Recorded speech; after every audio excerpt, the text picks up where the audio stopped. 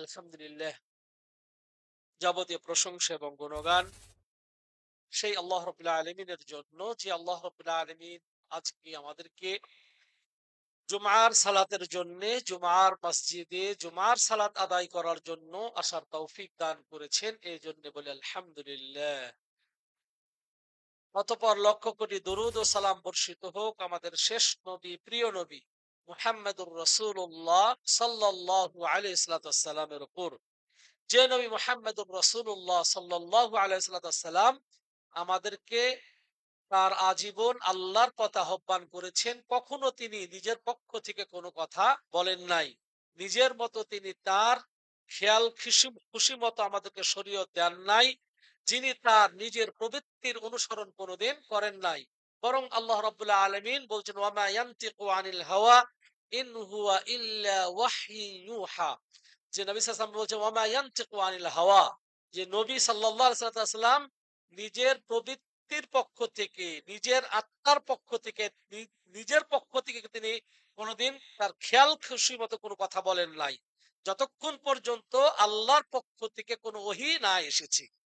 যেই ওহীটায় আসতো নবী সাল্লাল্লাহু আলাইহি ওয়াসাল্লাম ওটাই প্রচার করতেন। যে যেমন অন্য আয়াতে আল্লাহ রাব্বুল আলামিন বলছেন, হে আল্লাহ রাসূল সাল্লাল্লাহু আলাইহি ওয়াসাল্লামকে, যে আপনি অনুসরণ করুন তার, আমি আপনার উপর যা অবতীর্ণ করব তারই অনুসরণ করেন। হ্যাঁ, অন্যটা আপনি অনুসরণ করবেন না। সম্মানিত মুসলিয়ান কেরাম, আজকে খুতবার বিষয় নফসের বিরুদ্ধে জিহাদ, আত্মার বিরুদ্ধে জিহাদ, মনের বিরুদ্ধে জিহাদ, নিজের খেয়াল খুশির বিরুদ্ধে জিহাদ। নিজের খেয়াল, মন যা চায়, আমি যা চাই, আত্মা যা চায়, এটার বিরুদ্ধে জিহাদ করাটা সব থেকে বড় জিহাদ।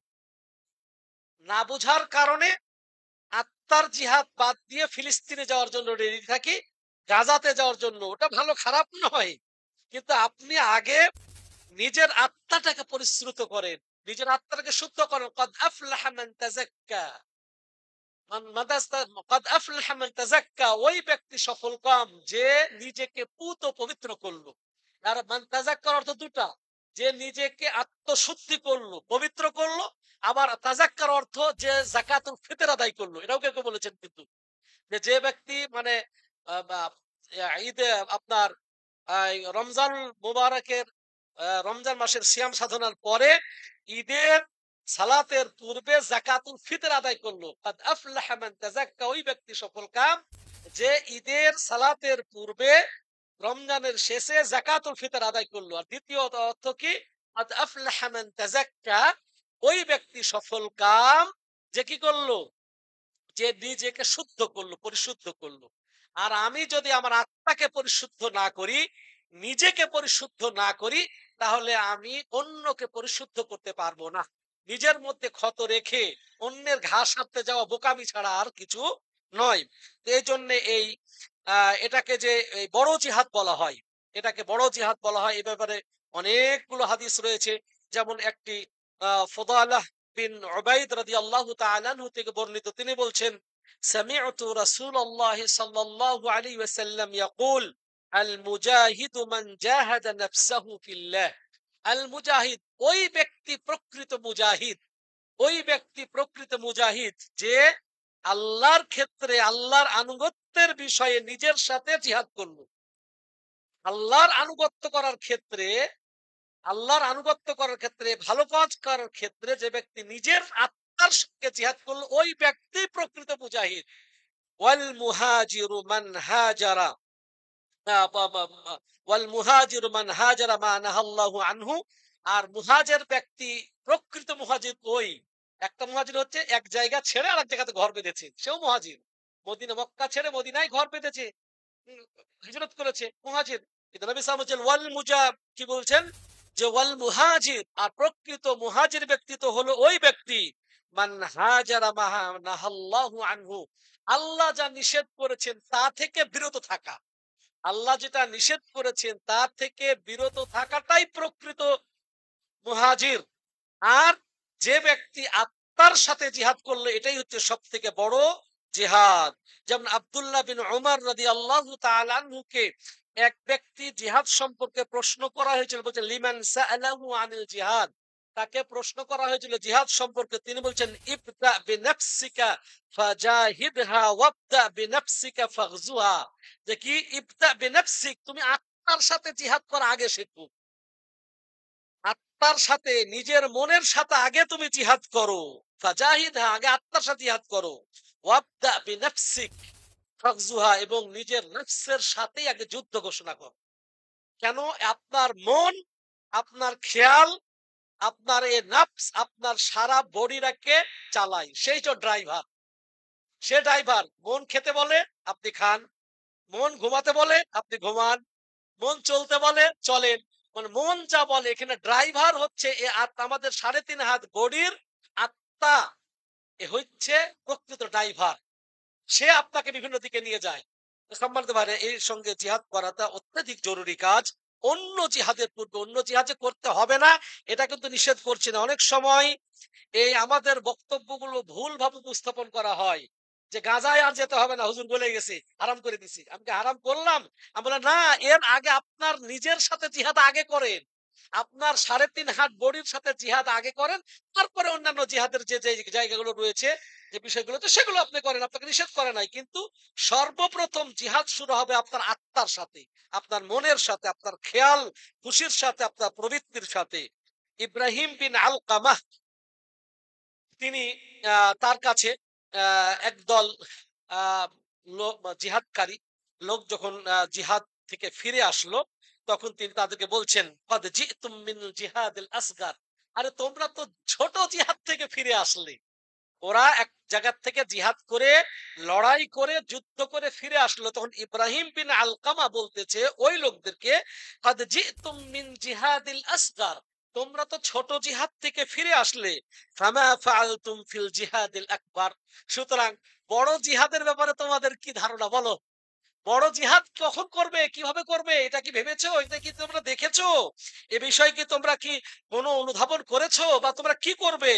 তখন কালু, তখন বলছো ওয়ামাল জিহাদুল আকবার, হ্যাঁ, এটা আবার বুঝলাম না, অস্ত্র নিয়ে যুদ্ধ করে আসলাম কালিমাতিল্লাহ, আল্লাহর পতাকাকে উড্ডীন করার জন্য যুদ্ধ করলাম জান মাল বাজি রেখে, এর পরও কি আর বড় জিহাদ আছে?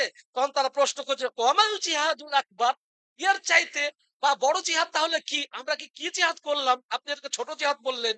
তখন বলছেন জিহাদুল কলব, কলবের সাথে, আত্মার সাথে, মনের সাথে, প্রবৃত্তির সাথে জিহাদ করাটাই হচ্ছে বড় জিহাদ।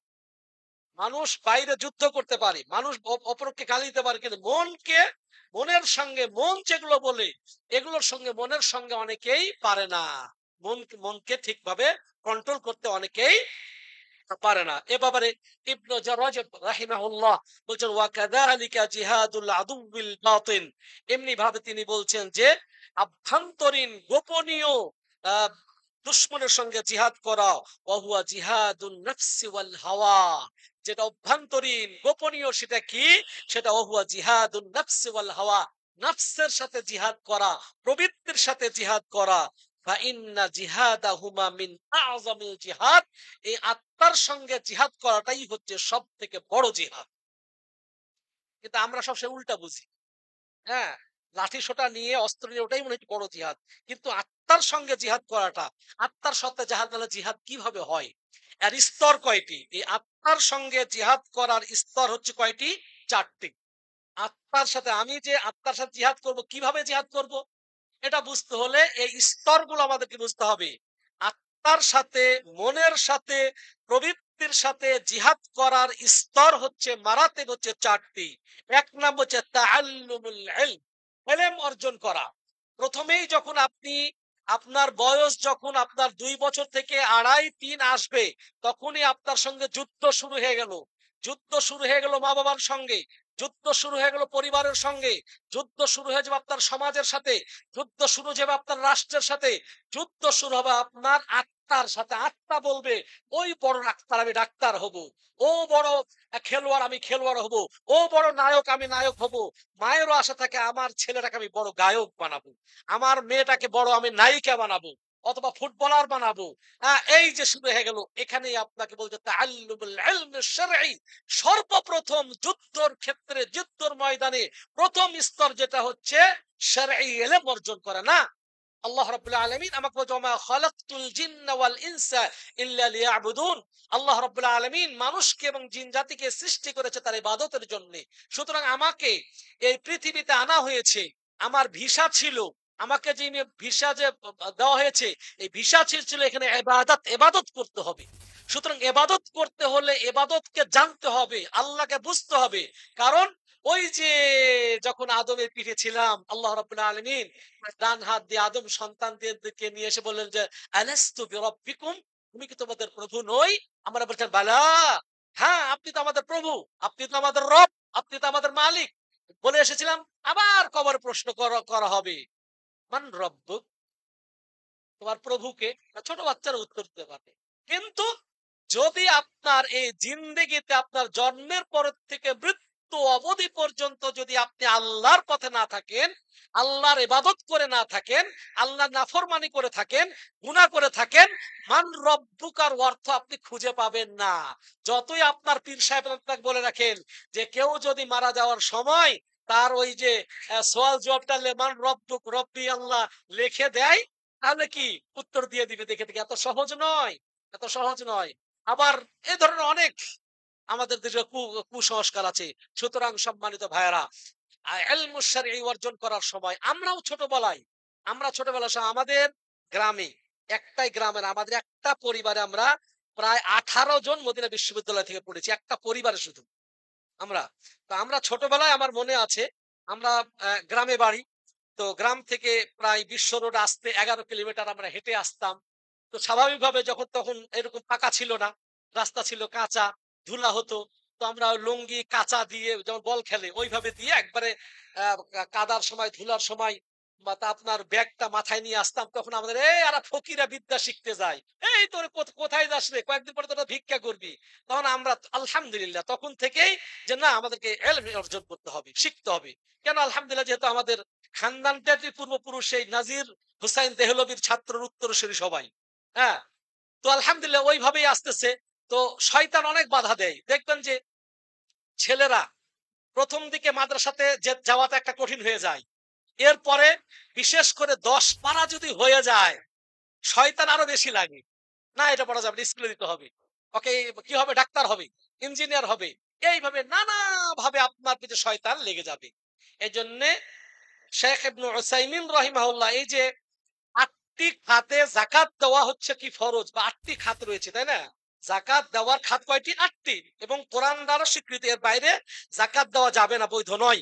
কিন্তু শেখ ইবনে উসাইমিন রাহিমাহুল্লাহ যিনি কিবারুল উলামা ছিলেন, তিনি বলছেন যে কিন্তু যে তালিবুল ইলম অর্থাভাবে লেখাপড়া করতে পারছে না, লেখাপড়া করতে পারছে না, শরঈ ইলম শিক্ষা অর্জনের জন্য কেউ যে ফারেক হয়ে যায়, আমি শরঈ ইলম শিক্ষা অর্জন করবে এই জন্য ফারেক হয়ে যায়, তাকে যাকাত থেকে একটা অংশ দেওয়া যাবে। কারণ যে ইলম অর্জন করা বর্তমান সব থেকে বড় জিহাদ। সত্যিকার ইলম নাই। কয়েকদিন আগে আব্দুল আজিজ আলু শেখ মারা গেল, এবং তিনি বুখারীর হাফেজ ছিলেন, বুখারী শরীফের হাফেজ ছিলেন। আপনি গোটা পৃথিবীতে দেখান কয়জন বুখারী শরীফের হাফেজ আছে? হ্যাঁ, অনেক আপনার লসাগু গসাগু আর কত সূত্রের হাফেজ আপনি খুঁজে পাবেন, কিন্তু কোরআনের হাফেজ লক্ষ লক্ষ। কিন্তু কুতুবুস সিত্তার হাফেজ কয়টা পাবেন আপনি? আছে? নাই। ইবনু তাইমিয়া রাহিমাহুল্লাহ যে ভলিয়াম ফতোয়া লিখে গেলেন, শাইখ বিন বাজের যে ফতোয়ার কিতাব রয়েছে, এগুলো আমরা পড়ারই তো সময় পাই না।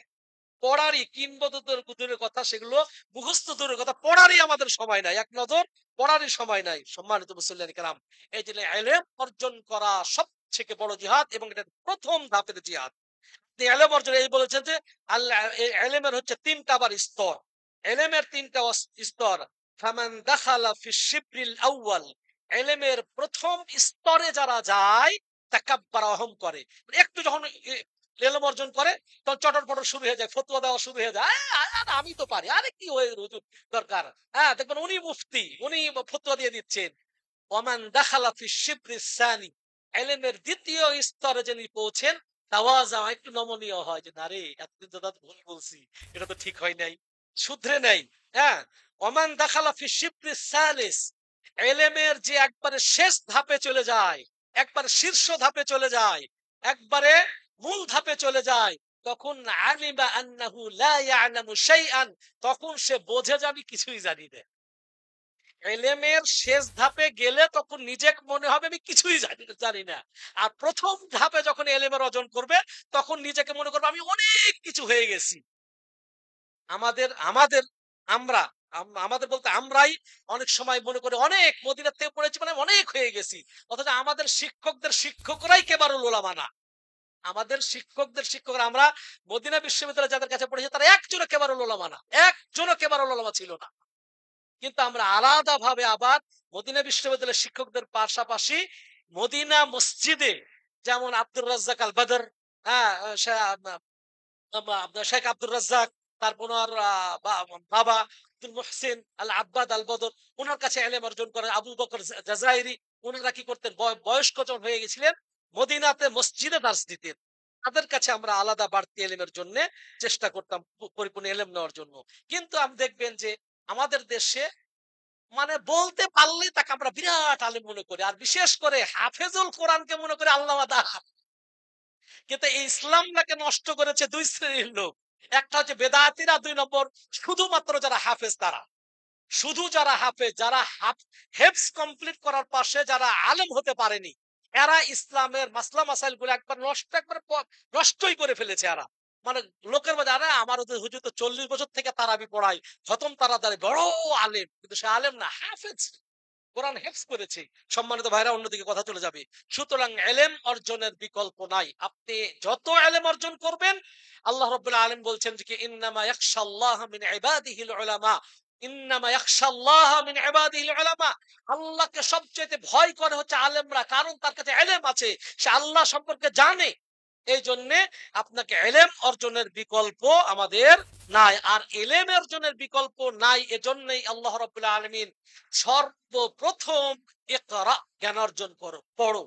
এই যে আমি বললাম যে আপনার আত্মার বিরুদ্ধে জিহাদের যে 4টি স্তরের মধ্যে প্রথমেই এলেম কেন আনলাম, কারণ আল্লাহ নিজেই আগে নিয়ে এসেছে। আল্লাহ রাব্বুল আলামিন সর্বপ্রথম আইয়ামে জাহেলিয়াতের লোকদেরকে তার জাহালাত থেকে, মূর্খতা থেকে, অজ্ঞ থেকে শিক্ষা দেওয়ার জন্য, এলেম দেওয়ার জন্য, বোঝার জন্য, জ্ঞানের জন্য যেমন ইকরা, পড়ো, বোঝো, জানো। ফা'লাম আন্নাহু লা ইলাহা ইল্লাল্লাহ, আগে বোঝো, আগে জানো যে আল্লাহ ছাড়া সত্য মাবুদ নাই। আগে লা ইলাহা ইল্লাল্লাহ বলো না। কারণ লা ইলাহা ইল্লাল্লাহ বলার পরেও যদি তুমি দরগাতে যাও, লা ইলাহা ইল্লাল্লাহ বলার পরেও যদি গায়রুল্লাহর নামে তুমি নজর করো, লা ইলাহা ইল্লাল্লাহ বলার পরেও তুমি যদি পীর ধরো, লা ইলাহা ইল্লাল্লাহ বলার পরেও যদি তুমি খানকায় যাও, লা ইলাহা ইল্লাল্লাহ বলার পরেও যদি তুমি অন্যর মুখাপেক্ষী হও, তাহলে লা ইলাহা ইল্লাল্লাহর অর্থ তুমি বোঝো নাই।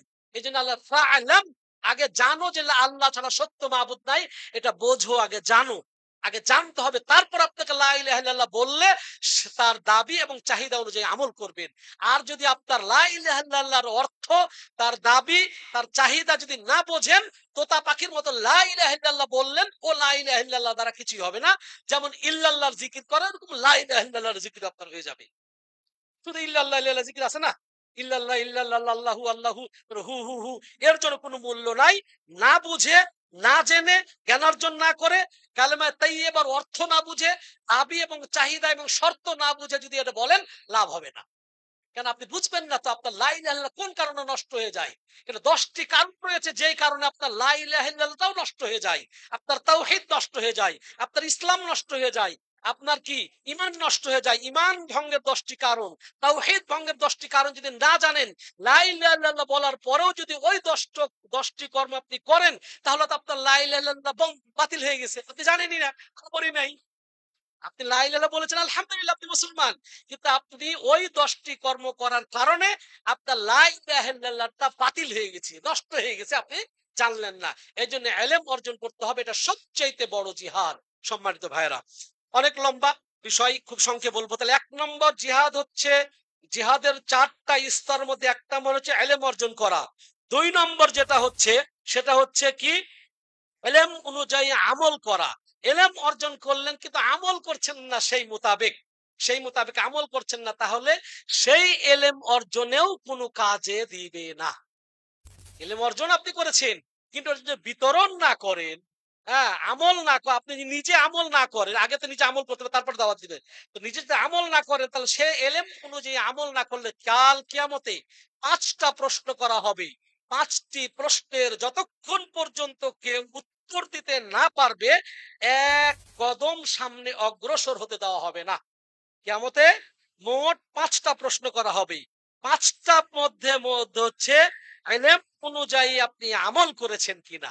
ইলম অনুযায়ী আমল যা জেনেছো সেই মোতাবেক তুমি আমল করেছো কিনা, এটা প্রশ্ন করা হবে। এই উত্তর দেওয়া পর্যন্ত, উত্তর না দিলে আপনাকে এক কদম অগ্রসর হতে দেওয়া হবে না। সুতরাং আপনার আমল করাটাও জরুরি। আল্লাহ রাব্বুল আলামিন ইন্নাল্লাযীনা আমানু ওয়া আমিলুস সালিহাত, ইন্নাল্লাযীনা আমানু ওয়া আমিলুস সালিহাত, নিশ্চয় যারা ঈমান এনেছে এবং আমল করেছে তাদের জন্য জান্নাতুল ফিরদাউস নুজুলা, তাদের জন্য রয়েছে জান্নাতুল ফিরদাউস। সুতরাং শুধু ইলম অর্জন করে কিন্তু আমল করলেন না, তাহলে সেই ইলম দ্বারা আপনার কোনো উপকার হবে না, আপনি উপকার লাভ করলেন না। আপনি উপকার লাভ করলেন না, তাহলে কি হলো?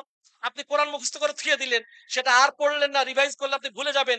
কোরআন মুখস্থ করার পরে কেউ যদি বারবার না পড়ে ইচ্ছা করে ভুলে যায় তাহলে সে গুনাহগার হবে। আর যে মুখস্থ করে নাই, করতে পারে না, সেটা আলাদা কথা। কিন্তু কোরআন পড়ার পর যদি আপনি সেটা পড়া ছেড়ে দেন, আপনি রিভাইজ না করেন, পুনরাবৃত্তি না করেন, না পড়েন, এর কারণে যদি ভুলে যান আপনি গুনাহগার হবেন।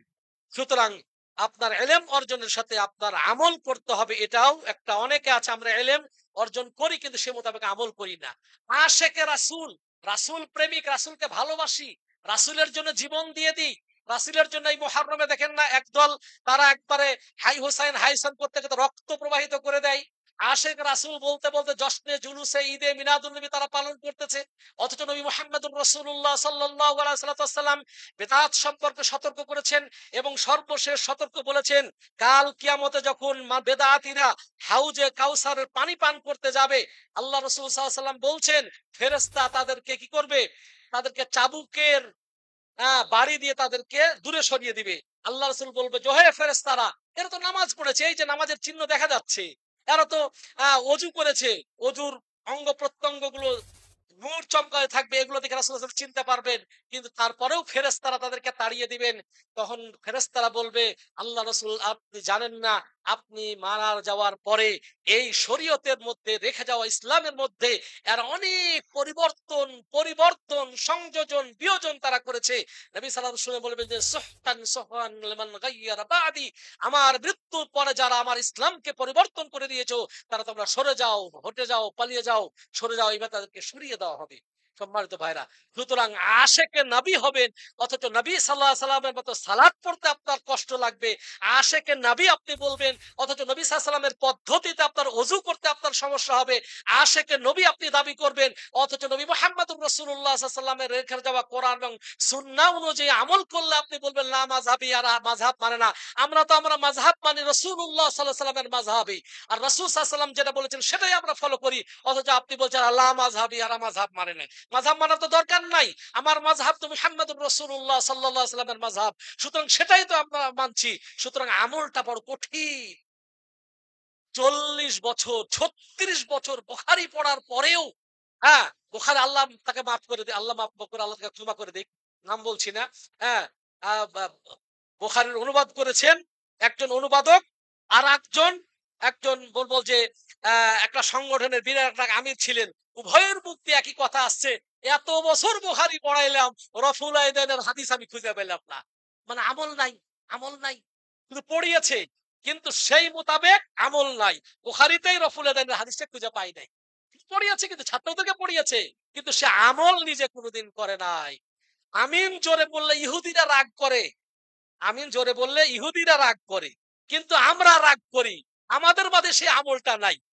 এইভাবে উপমা দিতে গেলে অনেক চলে আসবে। সুতরাং আপনার যে এই আত্মার বিরুদ্ধে জিহাদের প্রথম স্তর শরঈ ইলম অর্জন করা, 2 নম্বর সেই মোতাবেক আমল করা।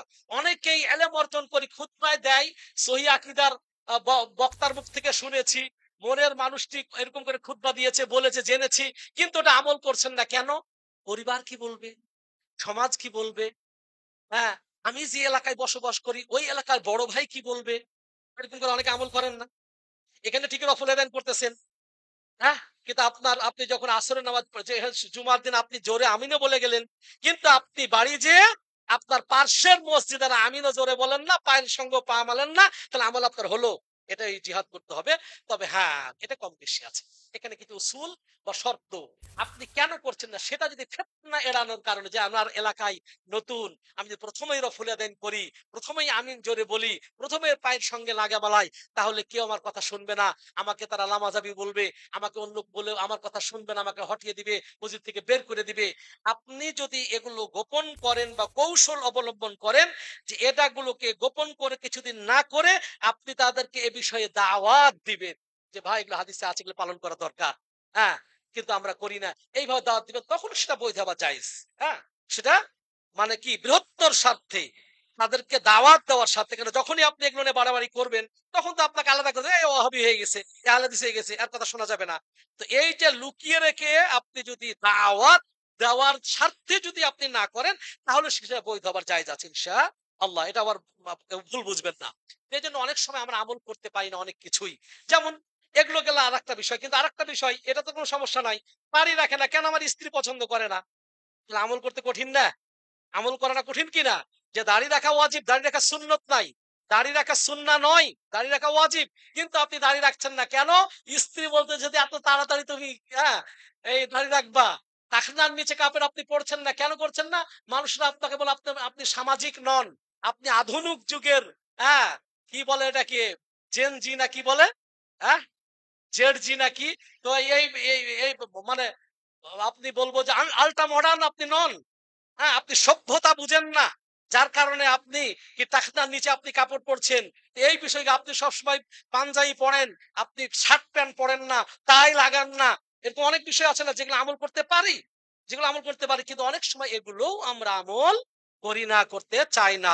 সুতরাং আত্মার সঙ্গে জিহাদের প্রথম স্তর হচ্ছে শরঈ ইলম অর্জন করা, দ্বিতীয় নম্বর হচ্ছে সেই মোতাবেক ইলম অনুযায়ী আমল করা, দুই নম্বর শুধু আমল করলেই হবে না, সেটা আবার কি দাওয়াত দিতে হবে। আমল করল কি নিজে নিজে আমল করলে চুপচাপ বসে থাকলেন, ওই যে একটা বড় হাদিস, আল্লাহ রাব্বুল আলামিন বললেন ওই গ্রামটাকে তোমরা ধ্বংস করে দাও, ওই জনপদকে ধ্বংস করে দাও। ফেরেশতারা আসলেন, এসে দেখতেন যে না, গ্রামের সবাই খারাপ হলেও এক পরহেজগার লোক আছে, সে তো আল্লাহর জিকিরে মশগুল, সে ৫ ওয়াক্ত সালাত আদায় এবং অন্যান্য জিকির আজকার তাসবিহ তাহলে সব সে নিজে নিজে করতেছে। হ্যাঁ, ফেরেশতারা যা বলছে, আল্লাহ ওই গ্রাম ওই জনপদ তো ধ্বংস করতে বললেন, কিন্তু সেখানে তো একজন আবেদ ব্যক্তি আছে, একজন আবেদ ব্যক্তি আছে, সে আল্লাহর ইবাদত করে, আপনারই জিকির আজকার করে, আপনার গুণ কীর্তন করে, সে আপনার নামে তাকবীর দেয়, বলছে ওকে আগে, ওকে আগে ধ্বংস করো। কেন? সে নিজে আমল করত, কিন্তু সে বাইরে মানুষকে দাওয়াত দিত না, মানুষকে দাওয়াত দিত না। আপনি যখন এলেম অর্জন করলেন, নিজে আমল করলেন, তখন ওয়াজিব দায়িত্ব হচ্ছে অন্যের কাছে পৌঁছানো। আপনি জানলেন বুঝলেন যে এটা হাদিসের মধ্যে আছে, জানলেন বুঝলেন যে এটা শিরক, জানলেন বুঝলেন যে এটা বেদাত, জানলেন বুঝলেন যে এটা হাদিসের মধ্যে না, এটা বানোয়াট, সেটা আপনি প্রচার করবেন না? অবশ্যই আপনাকে প্রচার করতে হবে। আল্লাহ রাসূল সাল্লাল্লাহু আলাইহি ওয়াসাল্লাম কত ভাবে প্রচার করেছেন, প্রথমে গোপনে প্রচার করেছেন, তারপর লুকিয়ে লুকিয়ে প্রচার করেছেন, তারপর প্রকাশ্য প্রচার করেছেন। আমাদেরকেও অবস্থা গ্রহণ করতে হবে। আমরা যদি এমন বিচ্ছিন্ন এলাকায় হই যে এখনই বলা যাবে না, তাহলে আমল করেন, আস্তে আস্তে আপনি শুরু করেন ঘর থেকে। আল্লাহ রাব্বুল আলামিন কু আনফুসাকুম ওয়া আহলিকুম নারা, তুমি আগে নিজে বাঁচো, তোমার আহল পরিবারকে বাঁচাও। সুতরাং বাইরে প্রচার করার দরকার নাই, আগে আপনার ওয়াইফকে বুঝান, আগে আপনার বাবাকে বুঝান, আপনার মাকে বুঝান, আপনার সন্তানকে বুঝান যে সহি হাদিসে এটা আছে, এগুলো করা যাবে না, এগুলো করা বেদাত, এগুলো করা শিরক, জন্মবর্ষকে পালন করা যায় না, মৃত্যুবার্ষিকী পালন করা যায় না, মিলাদ পড়া যায় না, এগুলো আপনি ঘরেও করতে পারবেন না। হ্যাঁ, তাহলে আপনাকে দাওয়াতের স্তর যে আছে সেগুলো থেকে আপনাকে আবার শুরু করতে হবে। অনেক ভাই আছেন যারা নিজেরা কি, যারা আমল করেন আলহামদুলিল্লাহ, আমাদের কমতি নাই, কিন্তু অন্যর কাছে বলেন না। কেন বলেন না? এটা বললে পারে আমার মানে দোকান আছে, নিউ মার্কেটে দোকান, এখন আমি যখন বলবো এই কথা, মানুষ এত লামাজাবি বলবে, এ লামাজাব দোকানটা এই দোকান থেকে কিনবি না। ও দোকানের স্বার্থে দাওয়াত দেয় না, দোকানের স্বার্থে আমার মাদ্রাসার কথা প্রচার করে না। যখনই জানবে যে মুসাব বিন উমাইর মসজিদ মাদ্রাসার সাথে আছে, জেনে যাবে কাস্টমাররা, সুতরাং কাস্টমার কম হতে পারে। এই জন্য মুসাব বিন উমাইরেরও ওই যে ব্যানার, ফেস্টুন, পোস্টার, ওগুলো কিছু রাখবে না, মানুষকে বলবেও না। কেন বলে না? যে না, এটা বললেই তো মানুষ আমাকে মনে করবে আমি ওরা ফাদানি যোগ দিয়ে দিয়েছি, আমিও ওহাবি হয়ে গেছি, সুতরাং সে বলবে না। না, আপনি জানলেন বুঝলেন যেটা সহিহ হাদিসে আছে, ওটা আমল করার পাশাপাশি আপনাকে কি করতে হবে? ওই পথে মানুষকে দাওয়াত দিতে হবে। আল্লাহ রাব্বুল আলামিন বলছেন, ওয়ামান আহসানু কাওলাম মিম্মান দাআ ইলাল্লাহ, ওই ব্যক্তির কথার চাইতে কার কথা সর্বোত্তম? যে ব্যক্তি মানুষকে আল্লাহর কথা আহ্বান করে। যে ব্যক্তি আল্লাহর পথে মানুষকে আহ্বান করে, ওই ব্যক্তির কথার চাইতে আর অন্য কারো কথা সর্বোত্তম নয়। আল্লাহ রাসূল সাল্লাল্লাহু আলাইহি ওয়াসাল্লাম বললেন, তোমার মাধ্যমে যদি একজন ব্যক্তি হেদায়েত প্রাপ্ত হয়, খায়রুম মিন হুমুরিন নাম, তাহলে সেই আরবের লাল উটের চাইতেও উত্তম। আল্লাহু আকবার। আপনি গোটা সৌদি আরব খোঁজেন, দেখেন লাল উটনি খুঁজে পান কিনা। লাখে একটা আপনি পাবেন না। কিন্তু আমরা হয়তো বুঝি না, তাই হয়তো বুঝি না যে লাল উটার কি দাম, উঠি দরকার না আমাদের, আমরা গরু ছড়াই, আমার ছাগল মুরগি কত আছে, আর উটের সব নাড়লে আমাদের কি হবে না। এটা অমূল্য সম্পদ ছিল, পাওয়া যেত না। যার বাড়িতে লাল উঠতে ছিল সে তাকে মানুষেরা ওটা কি জাদুঘর মতো দেখতে আসতো। তার একটা তার একটা মর্যাদা, তার একটা মানে পজিশন একটা সমাজে আলাদা আলাদা ছিল। তো একটা একদম মূল্যবান। এই জন্য আল্লাহ রাসূল বুঝিয়েছেন, বলছেন খায়রুম মিন হুমুরিন নাম, আপনার মাধ্যমে যদি একজন হেদায়েত প্রাপ্ত হয়, তাহলে লাল উটনির চাইতে উত্তম। অন্যদিকে নবী সাল্লাল্লাহু আলাইহি ওয়াসাল্লাম বলছেন, আপনি যদি দাওয়াত দেন, আপনার দাওয়াতটা যদি কেউ কবুল করে সে আমলটি করে, যতজনকে দাওয়াত দিবেন, যতজন সেই আমল করবে, যতজন আমল করবে ততজনের সওয়াব পেয়ে যাবেন। সুবহানাল্লাহ। আপনি দাওয়াত দিলেন, যতজনকে দাওয়াত দিবেন, যতজন সেটা আমল করবে, ওই সবগুলো আপনি পেয়ে যাবেন। তাহলে কি, মান সান্না সুন্নাতান হাসানাতান ফালাহু আশারা মিসলুহা, যে ব্যক্তি কোন সুন্নাহ কাজ যখন মানুষকে ছড়িয়ে দিল, তাহলে তার সওয়াব বলেছেন বল কি তো রয়েছেই, এবং যত দূর মানুষ আমল করবে, যত ব্যক্তি, সবগুলো সওয়াবের ভাগ আপনার কাছে চলে আসবে। এই যে যেমন বলা হয়, এই যে মুয়াজ্জিন যে আজান দেয়, একটা হাদিসের মধ্যে রয়েছে, আমি গত 2 সপ্তাহে একাধারে সব জায়গাতে একই বিষয়ে বক্তব্য দিয়েছি, আজানের ফজিলত এবং মাহাত্ম্য। তার মধ্যে হাদিস রয়েছে যে মুয়াজ্জিনের আজানের শব্দ যত দূর যায়, মানুষ জিন ইনসান যত কিছু শুনতে পায়, সকলেই মুয়াজ্জিনের জন্য ক্ষমা আল্লাহর কাছে ক্ষমা প্রার্থনা করতে থাকে। এটা একটা। দ্বিতীয় ফজিলত বলা হচ্ছে যে মুয়াজ্জিনের আজানের ডাকে সাড়া দিয়ে যারা জামাতে এসে সালাত আদায় করে, প্রত্যেকের সওয়াব মুয়াজ্জিন পেয়ে যায়। বলেন সুবহানাল্লাহ। তাহলে আল্লাহর পথে মানুষকে আহ্বান করলে এরকমই ফজিলত রয়েছে। আর এলেম অর্জন করলেন, আমল করলেন, আপনার শত্রু কেউ হবে না। শত্রু মিত্র শুরু হয়ে যাবে যখন দাওয়াত দিবেন, তখনই আপনার বেড়ে যাবে, শত্রু আপনার বের হয়ে যাবে। হ্যাঁ, সুতরাং এখানেই আপনার লড়াই শুরু হয়ে যাবে। আত্মার বিরুদ্ধে যেহেতু একটা আছে, এখানে দেখবেন আপনার পরিবারের সাথে যখন আপনি মানুষকে দাওয়াত দিবেন, তখন আপনার বন্ধুর সাথে, তখন আপনার পরিচিত লোকদের সাথে, আত্মীয়র সঙ্গে, ভালো লোকদের সঙ্গে, তখন আপনার একটা বাধা শুরু হয়ে যাবে। ওই জিহাদের ময়দানে আপনাকে টিকে থাকতে হবে। এবং সর্বশেষ যে আত্মার সঙ্গে জিহাদের সর্বশেষ যে পর্ব, সেটা হচ্ছে যে আসসাবরু আলা তাআতিল্লাহ, কি মুজাহাদাতুহা আলা সবর আলা মাশাক্কিদ দাওয়াত ইলা আল্লাহ। আল্লাহর পথে দাওয়াত দিতে গিয়ে আপনাকে নানা ভাবে কষ্ট দিবে। যে বগুড়া ছেড়ে তুমি চাঁদপুরে খুতবা দাও, মনে হয় তোমাকে 1 লাখ টাকা তো দেই, মাঝে মাঝে মনে হয় হেলিকপ্টারও পাঠায়। হ্যাঁ, চাঁদপুরে খুতবা দিবে, চাঁদপুরে কি আর হুজুর নাই, আলেম ওলামা নাই? বগুড়া থেকে, ঢাকা থেকে, সেই সিলেট থেকে, রাজশাহী থেকে মুসআব বিন উমাইরের দাওয়াত দেওয়ার কি দরকার? কি খুতবা দেওয়া দরকার? ওই এলাকার কি আলেম নাই? তার মানে অনেক টাকা দেয় হুজুর। হুজুরের পকেট গরম রে, হুজুর পকেট গরম। আজকে মুসআব বিন উমাইরের খুতবা দিয়েছে, 1 লাখ টাকা পেয়ে গেছে। এইভাবে আপনাকে, অথবা চাঁদপুরে ইলিশ খাওয়ার জন্য হুজুর কাছে, এই জন্যই তো যায়, চাঁদপুরে গেলে ইলিশ পাওয়া যায়। শুধু যে আপনার ভালোই বাসে এমন নয়, এর পিছে নানা ধরনের কটু কথা আপনাকে বলবে। হ্যাঁ, নানা ধরনের কটু কথা আপনাকে বলবে। সভাপতি কি এমনি হইছে? মসজিদের মাদ্রাসা মেরে খাওয়ার জন্যই হইছি। এই জন্য সভাপতির পদ ছাড়তে চায় না। এ ক্যাশিয়ার, ক্যাশিয়ারের আগে তো দেখলাম যে আর অবস্থা ভালো ছিল না। ক্যাশিয়ার হওয়ার পর মোটরসাইকেল আসলো কিভাবে? শুরু হয়ে গেল আপনার পিছে আপনাকে বিভিন্ন প্রকার আপনাকে কষ্ট দেওয়া। সুতরাং আপনি যখন দাওয়াতি কাজ করবেন, আপনার বন্ধুর চাইতে শত্রুর সংখ্যা বাড়তে থাকবে। নানাভাবে আপনাকে বলবে, আপনি টাকা খান, আপনি ডলার লোভী, আপনি টাকা লোভী, আপনি পদ লোভী, আপনি এই সেই বিভিন্ন রকমের। এই পথে আপনাকে টিকে থাকা বড়ই কঠিন হয়ে যাবে। বিশেষ করে বিশেষ করে পরিবারের সঙ্গে ধৈর্য ধারণ করা তো আরো কঠিন হয়ে যাবে। সারাদিন খেটে যখন বাড়িতে যাবেন, বাড়িতে যেয়ে দেখেন কি বাবা খালি কি দাওয়াত নিয়েই থাকবা নাকি? ঘরে যে চাল নাই, ডাল নাই, তোমার খবর আছে। দেখবেন যে সেখানেও আপনাকে ধৈর্য ধারণ করতে হবে। এখন বাইরে দাওয়াতি কাজ করে গিয়ে ঘরেও যদি চটাচটি রাগারাগি করেন হবে? সেখানেও ধৈর্য ধারণ করতে হবে। আল্লাহ রাসূল সাল্লাল্লাহু আলাইহি ওয়াসাল্লাম সারাদিন দাওয়াতি কাজ করে যাওয়ার পরে খাদিজাতুল কুবরা রাদিয়াল্লাহু তাআলা আনহা রাদিয়াল্লাহু নবী সাল্লাল্লাহু আলাইহি ওয়াসাল্লামকে সান্ত্বনা দিতেন। তারপরে সে যখন তিনি বলতেন, আহারে এত দাওয়াত দিলাম, মানুষ আমার কথা শুনলো না, মানলো না। খাদিজা রাদিয়াল্লাহু তাআলা বলছেন, আল্লাহ রাসূল আপনি চিন্তা করেন না, আপনি ক্ষান্ত হন, ধৈর্য ধারণ করেন। আপনি যেভাবে আল্লাহর পথে লেগে আছেন, আপনাকে সাহায্য করবে, সহযোগিতা করবে। এটা হচ্ছে খাদিজা রাদিয়াল্লাহু তাআলা আনহু সান্ত্বনা দিয়ে পাশে থাকতেন। কিন্তু আমাদের নারীরা, আমাদের বোনেরা দেখা যায় যে বেশি মসজিদে লেগে থাকলে, এই তুমি সারাদিন মসজিদে কয় টাকা পাও? সভাপতি তুমি তো ১ টাকাও পাও না, আরো মাসে মাসে টাকা দাও। তো সারাদিন তুমি মসজিদে কি করো? এরকম হয় না? এরকম হয়। তো দেখবেন আমাদের বোনেদেরকে বলবো, না, আল্লাহর পথে আপনার স্বামী আছে, হয়তো আল্লাহর পক্ষ থেকে আপনার বাড়িতে রিজিক এ কারণেই আসে। ২ সাহাবী, মানে সাহাবী একজন ছিল, মানে এক লোকের ২ ছেলে আল্লাহ রাসূলের যুগে। একজন আল্লাহ রাসূলের কাছে আসতো, এলেম অর্জন করতো। আরেকজন আসে না, বাড়ির বিভিন্ন কাজকর্ম করে।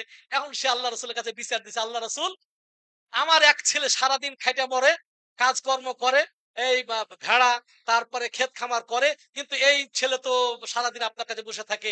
আল্লাহ রাসূল সাল্লাল্লাহু আলাইহি ওয়াসাল্লাম বললেন যে এর কারণেই হয়তো আল্লাহ তোমাকে রিজিক দান করে। সুবহানাল্লাহ। সুতরাং সম্মানিত ভাইরা, এই সবর ধৈর্য ধারণ সবাই পারে না, সবার পক্ষে সম্ভব নয়।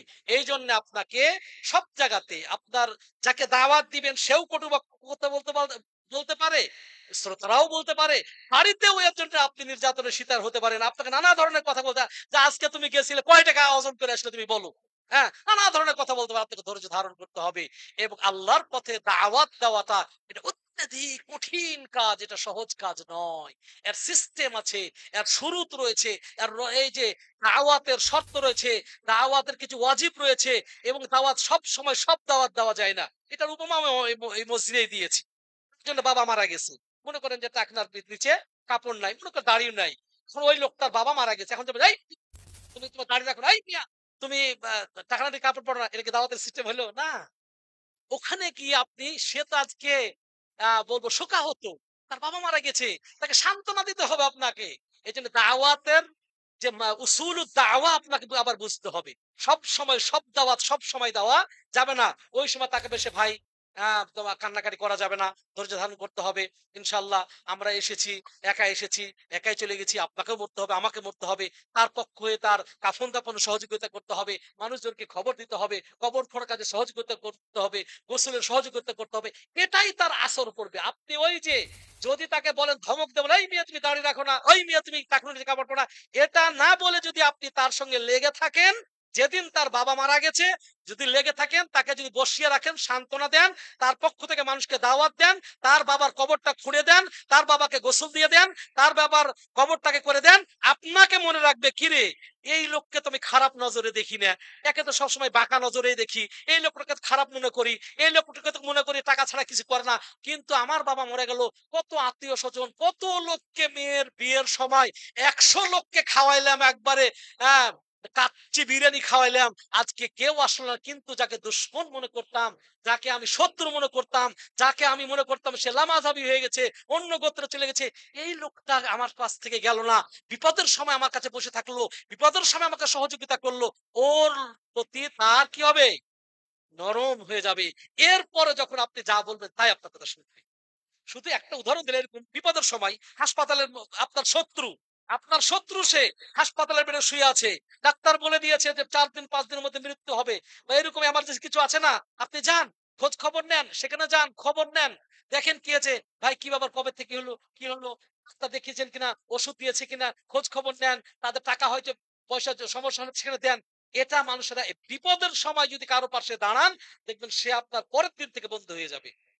কিন্তু আমরা এই কাজগুলো অনেক সময় করি না, বেটা মরুক গা, হ্যাঁ মরে যাক শালা, হ্যাঁ ও মরলে আমার, বাঁচলেই কি আর মরলে কি, আমার কথা শোনে না, আমার কথা মানে না, আমাদের কথা আমাদেরকে সহযোগিতা করে না, আমাদেরকে টাকা দেয় না, আমাকে দাওয়াত দেয় না, আপনি শুনে দিলেন, আপনি হেরে গেলেন, আপনি হেরে গেলেন। পারলেন না, নবী মুহাম্মদুর রাসূলুল্লাহ সাল্লাল্লাহু আলাইহি ওয়াসাল্লাম রাস্তা দিয়ে যেতেন, ছোট ছোট বাচ্চাদেরকেও তিনি সালাম দিতেন। এবং পথিক যদি দেখতেন কোন পথিক বোঝা নিয়ে বসে আছে, হয়তো বোঝাটা মাথায় তুলতে পারতেছে না, আল্লাহ রাসূল সাল্লাল্লাহু আলাইহি ওয়াসাল্লাম বোঝাটা মাথায় তিনি তুলে দিতেন। আল্লাহু আকবার। ওই আইয়ামে জাহেলিয়াতে নবী মুহাম্মদুর রাসূলুল্লাহ সাল্লাল্লাহু আলাইহি ওয়াসাল্লাম মানুষকে ঋণ দিতেন, মানুষের আমানতগুলো নবী মুহাম্মদুর রাসূলুল্লাহ সাল্লাল্লাহু আলাইহি ওয়াসাল্লাম রেখে যেত। নবী মুহাম্মদুর রাসূলুল্লাহ সাল্লাল্লাহু আলাইহি ওয়াসাল্লামের দাওয়াতের ফলে যতগুলো মানুষ ইসলাম গ্রহণ করেছে, তার চাইতে নবী সাল্লাল্লাহু আলাইহি ওয়াসাল্লামের আখলাক দেখে, নবী সাল্লাল্লাহু আলাইহি ওয়াসাল্লামের আমল দেখে, নবী সাল্লাল্লাহু আলাইহি ওয়াসাল্লামের চরিত্র দেখে, নবী সাল্লাল্লাহু আলাইহি ওয়াসাল্লামের আমানতদারিতা দেখে, নবী সাল্লাল্লাহু আলাইহি ওয়াসাল্লামের এই যে চারিত্রিক যে বৈশিষ্ট্য, এগুলো দেখেই অধিকাংশ লোকেরা ইসলাম গ্রহণ করেছে। সম্মানিত ভাইরা, সুতরাং এই চারটা স্তর কয়টা বললাম? ইলম অর্জন করা, আমল করা, দাওয়াত দেওয়া, এবং দাওয়াত দিতে গেলেই আপনার শত্রু শুরু হবে। এই শত্রুর মুখা ধৈর্য ধারণ করা, আপনাকে তাড়াহুড়ো করা যাবে না, রাগা যাবে না, আপনার রাগকে কি করতে হবে? ক্রোধকে আপনার খেয়ে ফেলতে হবে। সম্মানিত ভাইরা, এরপরে আসেন সম্মানিত ভাইরা, নাফস তিন প্রকার। সব সময় শেষ, আমি শেষ করে দিচ্ছি। নাফস কয় প্রকার? তিন প্রকার। আর নাফসুল আম্মারাতু বিসসু, এক আত্মা রয়েছে, খালি বলবে এই কালকে থেকে নামাজ পড়িস, এই থাক। আজান যখন হয়ে যাবে, শয়তান আপনাকে এসে বলবে কি, এই মাগরিব থেকে পড়, থাক আসতে চলে যাক, সমস্যা নাই, মাগরিব থেকে শুরু করলেই হবে। মাগরিবের আজান দিবে, শয়তান এসে আপনার নাফস বলবে থাক এশার থেকে শুরু করলেই হবে। এশার আজান দিবে, একটা ঘুমায় নে, এশার তো অর্ধরাত্রি পর্যন্ত পড়া যায়, কোনো সমস্যা নাই, হ্যাঁ এই রাত 12টার সময় পড়লেই হবে। এইভাবে আপনার কি করবে?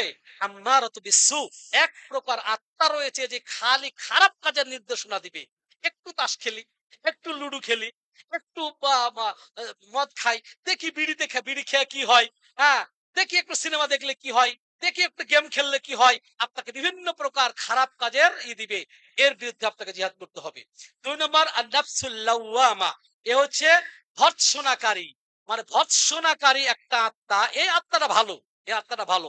এ হচ্ছে যখনই আত্মা ওই যে আম্মারা বিসসু, মানে ওই আত্মা, যেই আত্মা মানুষকে খারাপ কাজে উদ্বুদ্ধ করে যখন খারাপ কাজ করে ফেলে, সাথে সাথে নাফসুল লাওয়ামা আবার বলে আহারে এটা করা তো ঠিক হলো না, এটা করলাম কেন, নামাজ পড়লাম না কেন, মদ খেলাম কেন, কেন গান শুনতে গেলাম। তখন ওটা, তাহলে এটা ইমানের লক্ষণ, এটা আবার ইমানের লক্ষণ। ইমান ফিরে যখন আসে, তখন খারাপ কাজগুলো আপনার চেতনা ফিরে আসে। যখন ইমান চলে যায় খারাপ কাজটা করেন, আবার ইমান যখন ফিরে আসে তখন কি আবার আপনি কি তওবা করেন, ইস্তেগফার করেন। এই অন্তর আপনাকে আল্লাহর পথে দাওয়াত দিতে, তওবা করতে এবং দিনের উপর অটল থাকতে সহযোগিতা করে। কিন্তু তারাদ্দুদ, এই অন্তরটা আবার দ্বিধাদ্বন্দ্বের মধ্যে ফেলে দেয়। নামাজে যাব কি যাব না, ভালো হব কি হব না, মাদ্রাসার ছেলেকে দিব কি দিব না, মানে এর মধ্যে তারাদ্দুদ। খারাপটা করে ফেলতে আর আফসোসও করবে, বুঝলেন না? দুটাই আপনাকে পেঁয়াজ বাজায় দিবে। একটা যখন খারাপটা করবে তখন আবার আফসোস জন্মাবে। হ্যাঁ, কিন্তু নাফসুল মুতমাইন্নাহ, এটা হচ্ছে প্রশান্তি আত্মা।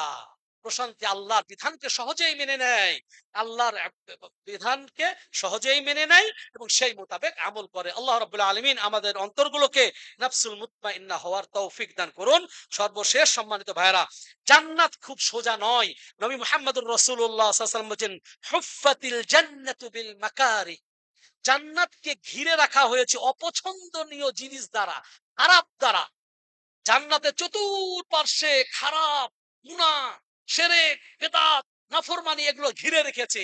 ওয়া হুফফাতিন নার বিশ-শাহওয়াত, আর জাহান্নামকে ঘিরে রেখেছে খেয়াল, প্রবৃত্তি, হ্যাঁ প্রবৃত্তি, এগুলো ঘিরে রেখেছে। সুতরাং এই জান্নাতে যাওয়া অত সোজা নয়। এই জন্য আমাদের কি করতে হবে? এই যে যেহেতু আমাদের এই খারাপ কাজ সঙ্গে, আত্মার সঙ্গে আমরা জিহাদ করতে হবে। এই জন্য মনে রাখতে হবে জান্নাতটা সোজা পথ নয়, আপনাকে জিহাদের ময়দানে নামতেই হবে। অনেক হাদিস রয়েছে এই আত্মার অনুসরণ বিষয়ে, আমি আর বলবো না, একটা দুটা বলেই শেষ করে দেবেন ইনশাআল্লাহ। আল্লাহ রাব্বুল আলামিন বলছেন, ওয়ালা তাত্তাবিউল হাওয়া, তোমরা প্রবৃত্তির অনুসরণ করবে না, ফায়ুদিল্লাকা আন সাবিলিল্লাহ, কারণ তোমরা প্রবৃত্তির অনুসরণ করো, এই প্রবৃত্তি তোমাদেরকে পথভ্রষ্ট করে দিবে। আর যে আয়াতটা আমি পড়েছিলাম, সেই আয়াতে আল্লাহ রাব্বুল আলামিন বলছেন, দেখেন কি বলছেন। আল্লাহ রাব্বুল আলামিন বলছেন, ফাইল্লাম ইয়াস্তাজিবু লাক, হে আল্লাহর রাসূল, আপনি মানুষকে দাওয়াত দেওয়ার পর যারা আপনার দাওয়াত গ্রহণ করে না, ফা'লাম আন্নামা ইয়াত্তাবিউনা আহওয়াআহুম, জেনে রাখুন তারা তাদের খেয়াল খুশির প্রবৃত্তির অনুসরণ করে। আল্লাহ রাসূল আপনি দাওয়াত দেওয়ার পরেও যারা দাওয়াত গ্রহণ করে না, জেনে রাখুন তারা প্রবৃত্তির অনুসারী। এরপর আল্লাহ বলছেন, ওয়ামান আদাল্লু মিম্মান ইত্তাবা হাওয়াহু বিগাইরি হুদাম মিনাল্লাহ। আল্লাহর দেয়া হেদায়েতের পরে, হ্যাঁ, আল্লাহর দেয়া হেদায়েত দেওয়ার পরেও যে ব্যক্তি তার খেয়ালের অনুসরণ করে, প্রবৃত্তির অনুসরণ করে, নিজের নাফসের অনুসরণ করে, মনের অনুসরণ করে, এর চাইতে বড় পথভ্রষ্ট আর কে? আল্লাহ বলছেন এর চাইতে পথভ্রষ্ট আর কে? যে নিজের প্রবৃত্তির অনুসরণ করে। সুতরাং নিজের প্রবৃত্তির অনুসরণ করা যেহেতু সবচাইতে বড় গোমরাহি, সুতরাং এই নিজের খেয়ালের বিরুদ্ধে যুদ্ধ করাটাও হচ্ছে বড় জিহাদ। সুতরাং আল্লাহ রাব্বুল আলামিন আমাদেরকে আমাদের আত্মার বিরুদ্ধে যুদ্ধ করার তৌফিক দান করুন। আমি যদি আমার তার বিরুদ্ধে যুদ্ধ করে আমার ৩.৫ হাত বডিটাকে ইসলামাইজ করতে পারি, ইসলামী করতে পারি, তাহলেই আমার পরিবার ইসলামী হবে, তাহলেই আমার এলাকার সমাজ ইসলামী হবে, তাহলেই আমার রাষ্ট্র ইসলামী হবে। আর আমার পরিবারকে ইসলামী না করে দেশে ইসলাম চাইলেও ইসলাম কায়েম হবে না। কারণ এই জন্য বলছেন যে আকিম দীনাকা, যে তুমি তোমার ৩.৫ হাত বডিতে ইসলাম কায়েম করো, তাহলে জমিনে দিন এমনি কায়েম হয়ে যাবে। আমরা জমিনে দিন কায়েমের জন্য চেষ্টা করতেছি, কিন্তু আমরা ৩.৫ হাত বডিতে ইসলাম কায়েম করতে চাই না। হ্যাঁ, ইসলাম কায়েম করতে চাই না। আল্লাহ রাব্বুল আলামিন আমাদেরকে সত্য বোঝার তৌফিক দান করুন। বারাকাল্লাহু লি ওয়া লাকুম ফিল কোরআনিল আযীম ওয়া নাফা'না বিল আয়াতি ওয়াজ যিকরিল হাকীম। ইন্নাহু তাআলা জাওয়াদুন কারীমুন মালিকুন বাররুর রাউফুর রাহিম।